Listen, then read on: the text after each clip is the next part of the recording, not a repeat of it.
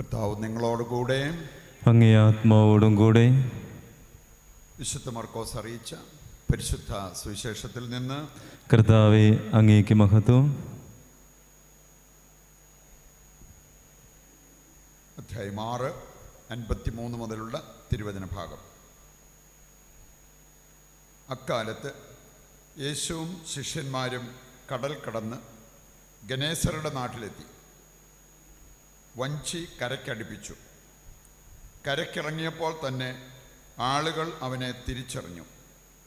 അവൻ സമീപ പ്രദേശങ്ങളിലെല്ലാം ഓടി നടന്ന് രോഗികളെ കിടക്കയിലെടുത്ത് അവനുണ്ടെന്ന് കേട്ട സ്ഥലത്തേക്ക് കൊണ്ടുവരാൻ തുടങ്ങി. ഗ്രാമങ്ങളിലോ നഗരങ്ങളിലോ നാട്ടിൻപുറങ്ങളിലോ അവൻ ചെന്നിടത്തൊക്കെ ആളുകൾ രോഗികളെ കൊണ്ടുവന്ന് പൊതുസ്ഥലങ്ങളിൽ കിടത്തിയിരുന്നു. അവൻ്റെ വസ്ത്രത്തിൻ്റെ വിളിമ്പിലെങ്കിലും സ്പർശിക്കാൻ അനുവദിക്കണമെന്ന് അവർ അപേക്ഷിച്ചു. സ്പർശിച്ചവരെല്ലാം സുഖം പ്രാപിക്കുകയും ചെയ്തു. കർത്താവിൻ്റെ സുവിശേഷം. ക്രിസ്തുവേ, അങ്ങേക്ക് സ്തുതി.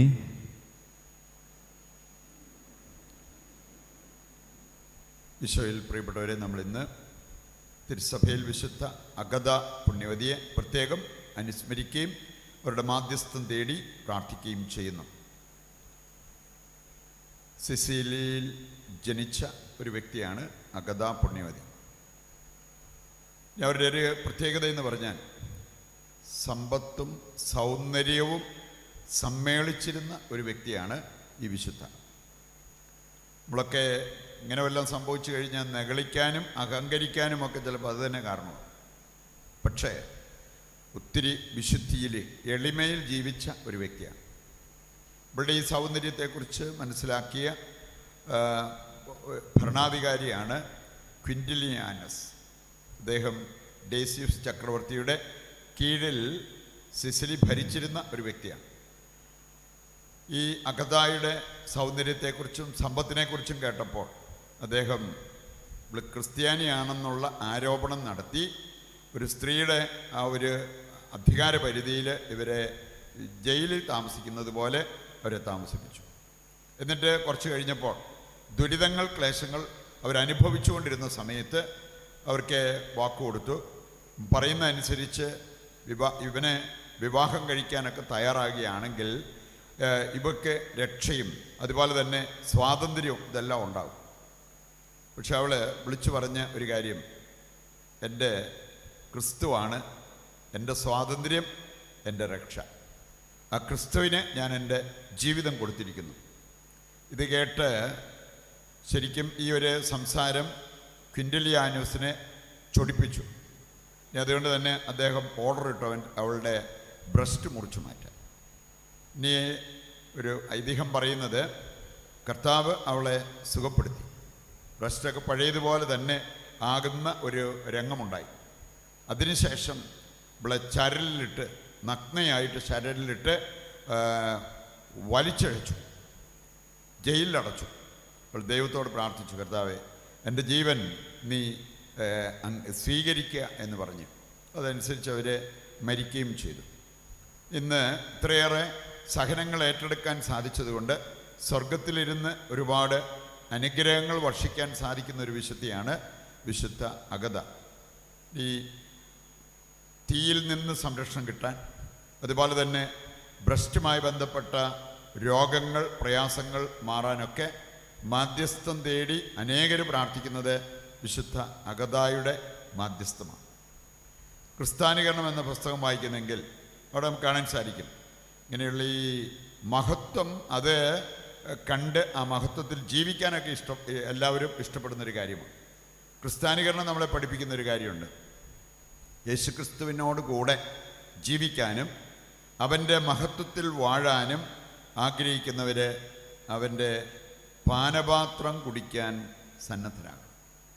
കർത്താവിനോട് ചേർന്ന് സഹിക്കാൻ തയ്യാറാകുമ്പോഴാണ് അവൻ്റെ മഹത്വത്തിലേക്ക് നമുക്ക് പ്രവേശിക്കാൻ സാധിക്കുന്നത്. നമുക്കറിയാം, ദുഃഖവെള്ളിയാഴ്ച കഴിഞ്ഞിട്ടാണ് ഈസ്റ്റർ ഞായറാഴ്ച വരുന്നത്. അപ്പം അതുകൊണ്ട് ആ ദുഃഖവെള്ളിയാഴ്ചയുടെ പാനപാത്രം കുടിക്കുന്നവർക്ക് ഈസ്റ്ററിൻ്റെ മഹത്വം അവർക്ക് ദർശിക്കാൻ പറ്റും, ആ മഹത്വത്തിൽ ജീവിക്കാൻ സാധിക്കും എന്നുള്ളത് നാം തിരിച്ചറിയേണ്ട ഒരു കാര്യമാണ്. ഇന്നത്തെ ആദ്യ വായനയിൽ നമ്മൾ കണ്ട ഒരു കാര്യമാണ്, കർത്താവിൻ്റെ പേടകം കൊണ്ടുവരാൻ ഇത് ആജ്ഞാപിക്കുന്ന സോളമനെ കാണാൻ പറ്റും.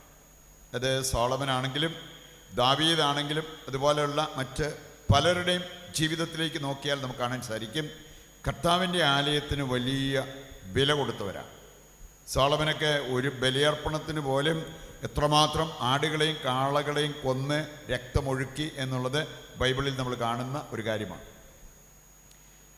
ദാവീദ് പറഞ്ഞൊരു കാര്യമുണ്ട്, ആലയം മനുഷ്യർക്ക് വേണ്ടിയുള്ളതല്ല, ആലയം ദൈവത്തിന് വേണ്ടിയുള്ളതാണ്. ഈ കാഴ്ചപ്പാട് ഇവർക്കെല്ലാം ഉണ്ടായിരുന്നു. ഈ ആലയത്തിന് നമ്മൾ കൊടുക്കുന്ന, ദൈവത്തിന് കൊടുക്കുന്ന ഒരു കാര്യമാണ്. ആലയം ദൈവത്തിന് വേണ്ടിയുള്ളതാണ്, അല്ലാതെ മനുഷ്യർക്ക് വേണ്ടിയുള്ളതല്ല. ഇന്നത്തെ ആദ്യ വായനയിൽ നമ്മൾ കേട്ടത്, ഈ കർത്താവിൻ്റെ പേടകത്തിൽ ആകപ്പാടെ ആ സമയത്തുണ്ടായിരുന്നത് 2 കൽപ്പലകൾ മാത്രം. നമുക്ക് കാണാൻ സാധിക്കും, പേടകത്തിൽ 3 കാര്യങ്ങളാണ് പ്രത്യേകമായിട്ട് നമ്മൾ ഇന്ന് ഉണ്ടെന്ന് വിശ്വസിക്കുന്നത്. 3 കാര്യങ്ങൾ. ഒന്ന്, അഹ്റോൻ്റെ പൂത്തുലഞ്ഞ വടി. രണ്ടാമത്തേത് മന്ന. മൂന്നാമത്തേതാണ് ഈ 10 കൽപ്പനകൾ. ഈ 3 കാര്യങ്ങൾക്ക് സ്ഥാനം ലഭിച്ചിരുന്ന ഒന്നാണ് ദൈവത്തിൻ്റെ പേടകം എന്നുള്ളത് നമ്മൾ തിരിച്ചറിയണം. 10 കൽപ്പനകൾ അത് ദൈവം നൽകിയ, മോശ വഴി നമുക്ക് നൽകിയിട്ടുള്ള കൽപ്പനകളെ സൂചിപ്പിക്കുന്ന ഒരു കാര്യമാണ്. മന്ന എന്ന് പറയുന്നത് വിശുദ്ധ കുർബാനയെ സൂചിപ്പിക്കുന്ന ഒരു കാര്യമാണ്. പിന്നെ അഹ്റോൻ്റെ പൂത്തുലഞ്ഞ വടി, അത് സൂചിപ്പിക്കുന്നത് പൗരോഹിത്യത്തെയാണ്. അപ്പോൾ ഈ പൗരോഹിത്യത്തിനും കർത്താവിൻ്റെ പേടകത്തിൽ ലഭിച്ചിരിക്കുന്ന ആ സ്ഥാനം, വിശുദ്ധ കുർബാനയ്ക്ക് കർത്താവിൻ്റെ പേടകത്തിൽ ലഭിച്ച സ്ഥാനം, അത് നമ്മൾ മനസ്സിലാക്കണം. അതുപോലെ തന്നെ 10 കൽപ്പനകൾക്ക് ഈ 3 കാര്യങ്ങൾ വിശിഷ്ടമായിട്ട് കാണുന്ന ക്രിസ്ത്യാനികളുടെ ജീവിതത്തിൽ അതിൻ്റേതായിട്ടുള്ള നേട്ടങ്ങൾ ഉണ്ടാകും എന്നുള്ളത് നാം മനസ്സിലാക്കിയിരിക്കേണ്ട ഒരു കാര്യമാണ്. ഇവിടെ ഇന്നത്തെ സുവിശേഷ ഭാഗത്ത് നമ്മൾ കണ്ടത്, യേശുവിന് ഗ്രാമമെന്നോ പട്ടണമെന്നോ ഒന്നുമില്ലായിരുന്നു. നമ്മളൊക്കെയാണ് പട്ടണത്തിൽ ചെന്ന് കഴിഞ്ഞാൽ പിന്നെ ഗ്രാമത്തിൽ പോയി ജീവിക്കാൻ വലിയ പാടാണ്. ഗ്രാമത്തിൻ്റെ സുഖം അനുഭവിച്ചവർക്ക് പട്ടണത്തിലേക്ക് പോകാനായിട്ടൊരു മടിയാണ്. പക്ഷേ അവിടെ നമ്മൾ കാണുകയാണ്, ഗ്രാമമോ പട്ടണമോ എന്തോ ആകട്ടെ, അവിടെയെല്ലാം ഊട്ടി നടന്ന് നന്മ ചെയ്ത ഒരു വ്യക്തിയായിട്ട്, സൗഖ്യം വർഷിച്ച ഒരു വ്യക്തിയായിട്ട് യേശുവിനെ പ്രത്യേകം എടുത്തു കാണിച്ചിരിക്കുന്നത് ഇന്നത്തെ സുവിശേഷ ഭാഗത്ത് നമ്മൾ കാണുകയാണ്. ഇനി അവൻ എവിടെയുണ്ടെന്ന് കേട്ടാൽ ഉടനെ അവിടേക്ക് പലയിടങ്ങളിൽ നിന്നും ആളുകളെ, പ്രത്യേകിച്ച് രോഗികളെ കൊണ്ടുവരും. അവൻ്റെ വസ്ത്രത്തിൻ്റെ വിളുമ്പിലൊന്ന് സ്പർശിക്കാൻ, അവനൊരു വാക്ക് സംസാരിക്കാൻ, അവനൊന്ന് കൈവച്ച് പ്രാർത്ഥിക്കാൻ, ഇങ്ങനെയുള്ള കാര്യങ്ങൾ ആഗ്രഹിച്ച് നിരവധി ആളുകൾ അവൻ്റെ പക്കലേക്ക് ഒരുമിച്ച് കൂടി. നമ്മൾ നമ്മുടെ സുഖം നോക്കിപ്പോയാൽ മറ്റുള്ളവരെ സുഖപ്പെടുത്തുന്നവരായി നമ്മൾ മാറത്തില്ല. നമ്മുടെ സുഖം നോക്കാതെ കണ്ട് മറ്റുള്ളവർക്ക് വേണ്ടി നിലകൊള്ളുന്ന വ്യക്തികളായിട്ട് നമ്മൾ മാറുമ്പോൾ ഒരുപാട് വ്യക്തികൾക്ക് നമുക്ക് ആശ്വാസം കൊടുക്കാൻ സാധിക്കും, സന്തോഷം കൊടുക്കാൻ സാധിക്കും, സൗഖ്യം കൊടുക്കാൻ സാധിക്കും എന്നുള്ളത് നാം തിരിച്ചറിയണം. ഇതായിരുന്നു യേശുവിൻ്റെ കാഴ്ചപ്പാട്. ഇതായിരിക്കണം ക്രിസ്ത്യാനികളുടെ കാഴ്ചപ്പാടെന്ന് ദൈവത്തിൻ്റെ വചനം നമ്മെ ഓർമ്മിപ്പിക്കുന്നുണ്ട്. 1 കൊറിന്തോസ് 10-ാം അധ്യായം 24-ാമത്തെ വചനമെടുത്താൽ അവിടെ പറഞ്ഞിരിക്കുന്നത്, ഓരോരുത്തരും സ്വന്തം നന്മ കാക്ഷിക്കുന്നതിനേക്കാൾ അന്യരുടെ നന്മ കാക്ഷിക്കണം. ഇതിലൊന്ന് വളരാൻ സാധിച്ചു കഴിഞ്ഞാൽ അതിൻ്റെ മുമ്പിൽ സമ്പത്തെന്ന് പറയുന്നത് ഒന്നുമല്ല, ആരോഗ്യമോ സൗന്ദര്യമോ ഒന്നുമല്ല എന്ന് നമുക്ക് തിരിച്ചറിയാൻ സാധിക്കും. സ്വന്തം നന്മ കാക്ഷിക്കുന്നതിനേക്കാൾ മറ്റുള്ളവരുടെ നന്മ കാക്ഷിച്ച് ജീവിക്കുന്നത്, അതാണ് ക്രിസ്തീയ ജീവിതം. ഇനി അതിന് നമ്മൾ തയ്യാറാകുമ്പോൾ അഗതാ പുണ്യവതിക്കുണ്ടായ ആ മഹത്വം, അത് നമുക്ക് ദൈവത്തിൻ്റെ മഹത്വം അത് നമുക്ക് കാണാൻ പറ്റും. മരണാനന്തര ജീവിതം അതിസുന്ദരമായിരുന്നു. എലീഷ പ്രവാചകൻ ജീവിച്ചിരുന്ന കാലത്ത് ഒരുപാട് അത്ഭുതങ്ങൾ പ്രവർത്തിച്ചു. നമ്മൾ കാണുകയാണ്, മരിച്ച് അടക്കം ചെയ്യപ്പെട്ടിട്ട് അവൻ്റെ അസ്ഥികളെ സ്പർശിച്ചപ്പോൾ അവർക്ക് മരിച്ച വ്യക്തിക്ക് വീണ്ടും ജീവൻ കിട്ടുന്ന രംഗങ്ങളൊക്കെ ബൈബിളിൽ നമ്മൾ വായിക്കുന്നതാണ്. കാണുകയാണ്, ഒരു അഗ്നിപർവ്വതം ഇവിടെ സിസിലിയിൽ അതിങ്ങനെ പൊട്ടിപ്പുറപ്പെടുന്ന ആ ഒരു അവസ്ഥയുണ്ടായിരുന്നു. അപ്പോൾ അവർ ചെയ്തത്, ഈ അഗതാ പുണ്യവതിയുടെ ശിരോവസ്ത്രം എടുത്തിട്ട് ഒരു പ്രദക്ഷിണം നടത്തുന്നത് കാണാൻ പറ്റും. നമുക്കാണെങ്കിലും പെരുന്നാളിൻ്റെ ഭാഗമായിട്ടും ഒക്കെ നമുക്ക് പ്രദക്ഷിണവും അങ്ങനെയുള്ള കാര്യങ്ങളൊക്കെ ഉണ്ട്. ഇവർ പ്രദക്ഷിണം നടത്തി ദൈവം അത്ഭുതകരമായി പ്രവർത്തിച്ചു. ഇവർ കരങ്ങളിൽ ഏന്തിയത് അഗതാ പുണ്യവതിയുടെ ശിരോവസ്ത്രം. അപ്പം അതുകൊണ്ട് ദൈവത്തിന് വേണ്ടി നമ്മൾ ജീവിച്ചു കഴിഞ്ഞാൽ നമ്മുടെ വസ്ത്രത്തിനും നമ്മുടെ മരണാനന്തര ജീവിതത്തിന് പോലും വലിയ സ്വാധീനമുണ്ടാകും എന്നുള്ളത് നാം തിരിച്ചറിയണം. അതുകൊണ്ടാണ് നമ്മൾ ഈ തിരിശേഷിപ്പുകളൊക്കെ ഇങ്ങനെ ഉപയോഗിക്കുന്നതും അതിനോട് ആദരം കാണിക്കുന്നതും. ദൈവത്തിന് വേണ്ടി ജീവിച്ച ഒരു വ്യക്തിയുടെ ജീവിതം ഈ ലോക ജീവിതത്തിലും മരണാനന്തരവും എന്തായിത്തീരും എന്നുള്ളത് ഈ വിശുദ്ധരൊക്കെ നമ്മളെ പ്രത്യേകം ഓർമ്മിപ്പിക്കുന്ന ഒരു കാര്യമാണ്.